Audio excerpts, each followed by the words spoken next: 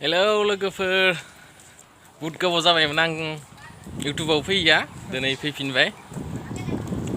आं दा थांगासिनो दङ केम्पासाव इउनिभार्सिटि केम्पास मोनसे फिसा खामानि दङ बेनि थाखाय थांगासिनो ओमफ्राय नैबे दङ दैथुन आंनि लोगो आरो जोङो दा फाइनेलि केम्पास सफैबाय हाबनोसै जोङो मेन गेटथिं फैयाखै एक्सुवेलि जों साइडजों इउनिभार्सिटि साइडजों हाबगोन चाइना गेट होननाय दङ बेजों हाबगोन जों मेन गेटजों फैयाखै मेन गेटखौ नोंसोरनो आं दायो खोन्थागासिनो नायलांबाय था भिडिअखौ जों दायो फाइनेलि चाइना गेटजों इउनिभार्सिटि साइडनि गेटजों जोङो केम्पासाव हाबबाय नोंथांमोना जा हायो देखायलांनो नाजाबाय थागोन नायलांबाय थादो जों भिडिअखौ जोबजासिम मा बुङो नायलांबाय लोगोसे मा खालामना होनांगौ साबसक्राइब ना सारभाइस नैबे जाबाय पारफर्मिं आर्ट्स डिपार्टमेन्ट नङा बियो सेन्टार बेनिफ्राय बिराद सोमखोर माने नै केम्पासनि सिङाव बिराद मोजां आरो नै जोंना इउटुबार सासे फैबावबाय ओमफ्राय नैबे बे जाबाय इक'नमिक्स आरो मामोन कमार्स बे मोननै डिपार्टमेन्ट दङ बेनिफ्राय नैबे जाबाय एसामिस डिपार्टमेन्ट आरो बै जाबाय हिस्ट्रि डिपार्टमेन्ट नोंथांमोना भिडिअखौ जोबजासिम नायलांबाय था आं बिदिनो डिब्रुगड़ इउनिभार्सिटिनि माखासे जा हायो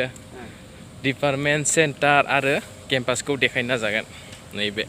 एसामिस आरो हिस्ट्रि नै आरो नैबे जाबाय फिल'सफि एन्ड वमेन स्टाडिसआ मास्टार डिग्रि जाथ'वाखैमोन बेचलारमोन इबारनिफ्राय फार्स्ट स्टार्टिं मास्टार डिग्रिखौबो जागायबाय नोंथांमोना गोसोबा वमेन स्टाडिसआव मास्टार डिग्रि खालामनो हागोन आरो लोगोसे फिल'सफि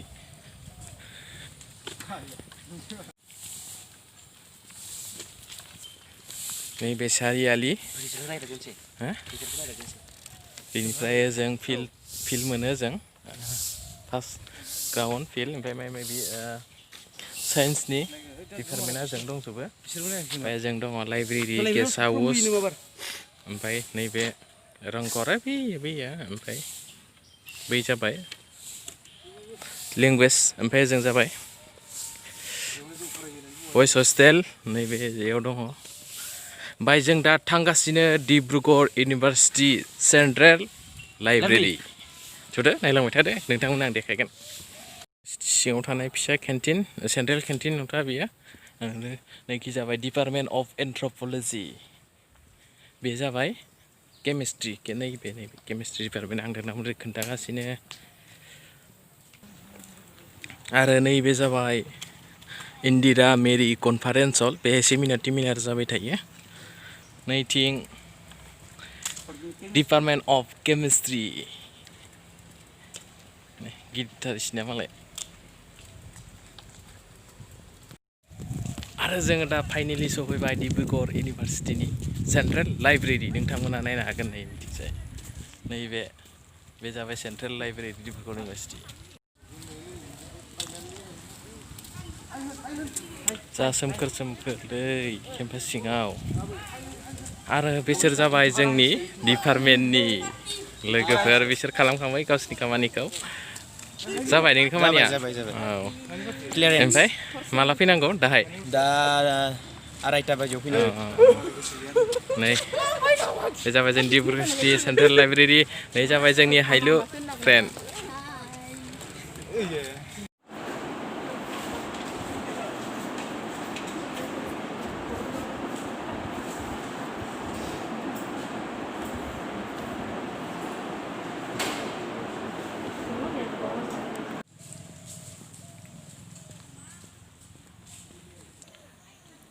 बे जाबाय सेन्ट्रेल लाइब्रेरिनि नैबे साइडजों थानाय जिरायग्रा जायगा बेहाय जिराय जायो बे जाबाय डिब्रुगड़ इउनिभार्सिटि सेन्ट्रेल लाइब्रेरि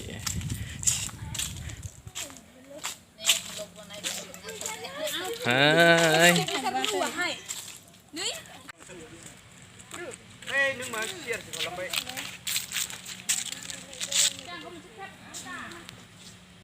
आरो जोंना खामानिया जोब्बाय बेहाय सेन्ट्रेल लाइब्रेरियाव ओमफ्राय आङो सिङाव भिडिअखौ ब्लगखौ बानायनाय एखेम सिरि सिरि बानायखोमादों नोंसोरो बे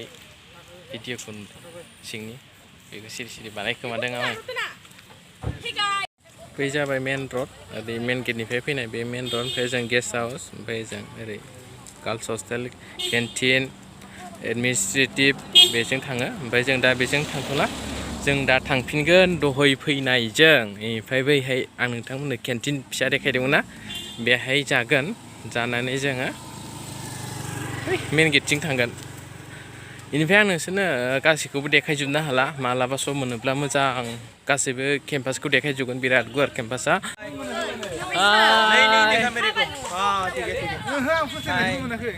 बे जाबाय डिब्रुगड़ इउनिभारसिटिनि फिसा बुलबुलि केन्टिन बे सेन्ट्रेल केन्टिन नङा नोंथांमोन आं सेन्ट्रेल केन्टिनखौ मालाबा देखायगोन ओमफ्राय जों बेहायनो जानोसै बेहाय गोथाव जायो जाग्राफोरा बेहायबो सेन्ट्रेल केन्टिनाव थांथ'ला एसे गोजान जायो ओमफ्राय जों दा बेहायनो जागोन स्टेन्डिं बुलबुलि पायस ओमफ्राय जे रुटि जानो नागिरदों जोङो रुटि गैथ'आनो पायस आरो बे जासिगोन लाबाय नै लाबाय नै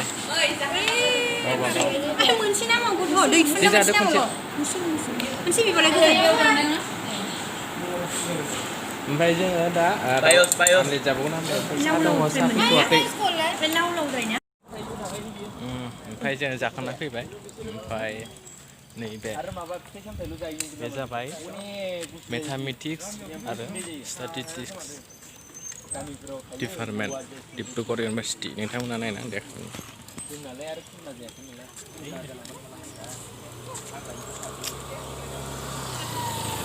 ओमफ्राय जों थांगासिनो दा मेन गेटथिं नोंथांमोना नायलांबाय थादो मेन गेटखौ नुगोन ओमफ्राय नैबे जाबाय बाय'टेक्न'लजि ओमफ्राय बाय' इनफर्मेटिक्स डिपार्टमेन्ट डिब्रुगड़ इउनिभारसिटि बेनिफ्राय बे जाबाय प्लेग्राउन्ड 1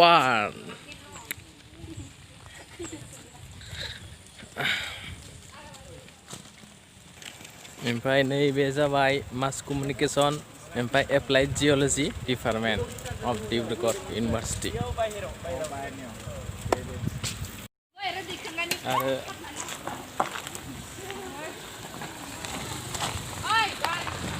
आरो नैबे जाबाय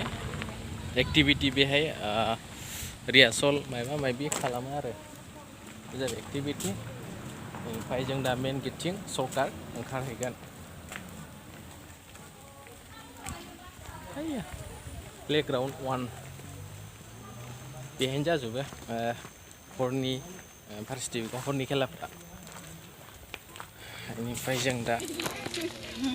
ओमफ्राय आं दखायनै दा नैबे निउ गार्लस हस्टेल सिगाङाव बायहैनायसो बेलाय बबाव थांनो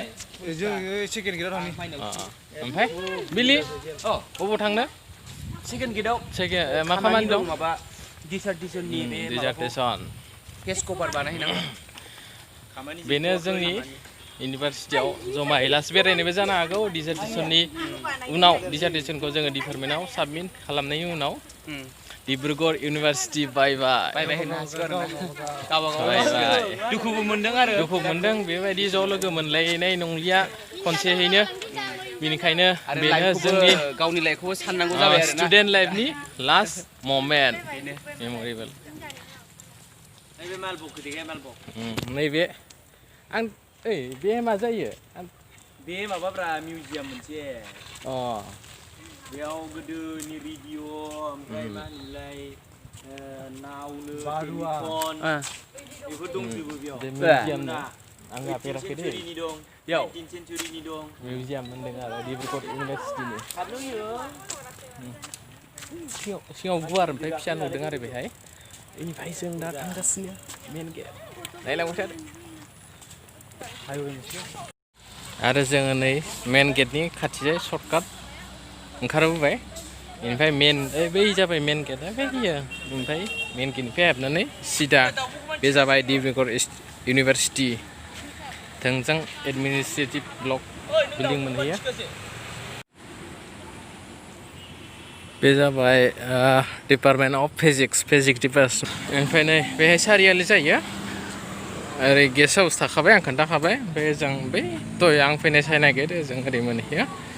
बेनिफ्राय ओइ नैबे सेन्ट्रेल लाइब्रेरि बाय सिदा आं खोन्थाखाबाय नोंसोरनो मा मोनो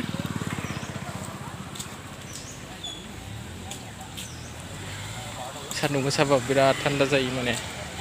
इउनिभार्सिटि केम्पासआ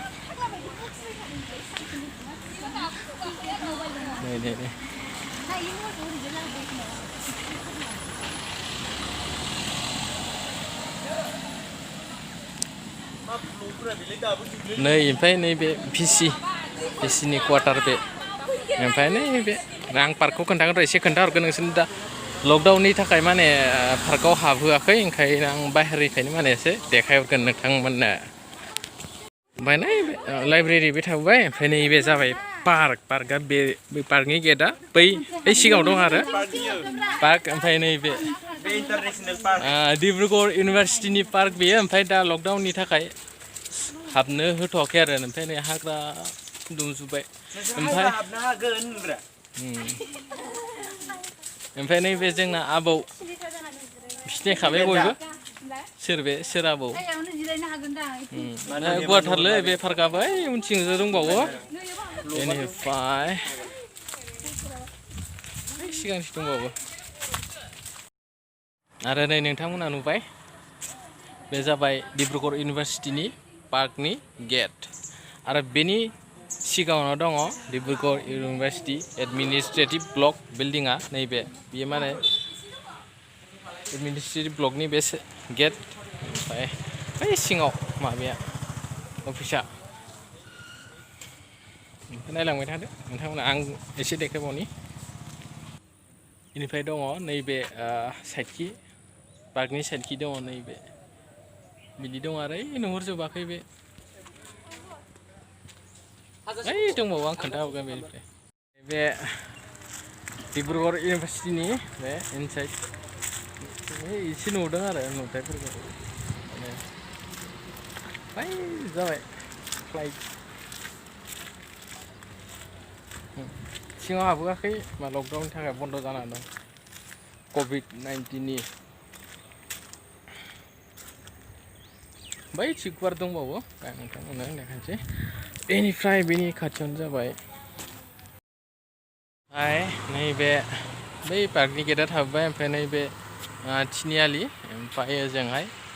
बै गार्लस हस्टेल ओजों गार्लस हस्टेल थाङो दा नोंथांमोननो देखायगोन एबार